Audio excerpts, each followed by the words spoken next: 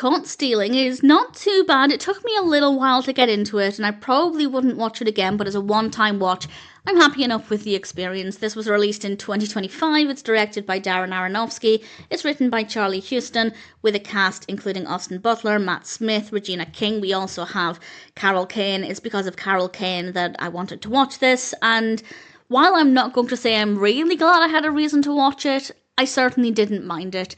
This is about a character called Hank, a former baseball player, and he finds himself caught up with some gangsters and people's lives are in danger. The first half, roughly, I didn't time it, but roughly the first half is very slow. Yes, we need a bit of time to meet the characters and to set things up, but it's very, very slow. The second half is brilliant. I really thoroughly enjoyed it. I also found that the second half, certainly the final third, just looked so much better. Visually, I found it to be so much more engaging. The lighting was significantly better. A lot of the locations were more fascinating.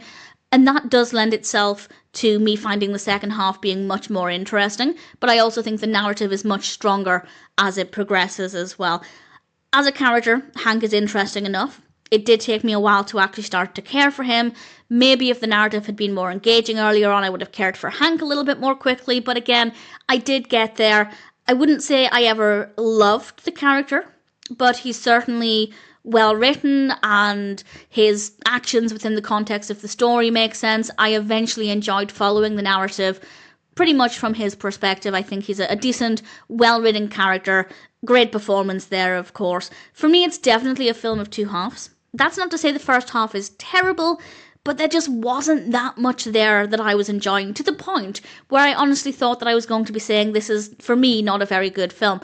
But the second half-ish is so good that I ended up really thoroughly enjoying it. We also have great music, a great use of sound throughout. That's not exclusive to the second half. I do think the music throughout was very good. Same with the performances. As I said, I wouldn't watch it again, but it ended up being a decent, interesting story with well-written characters and great performances. Visually okay to begin with, but much, much better as the film goes on. So if you started watching it and decided that you didn't really enjoy it, I'd actually say give it another chance, because it does really significantly improve. Wouldn't watch it again, but as a one-time watch, I thought Caught Stealing was not too bad.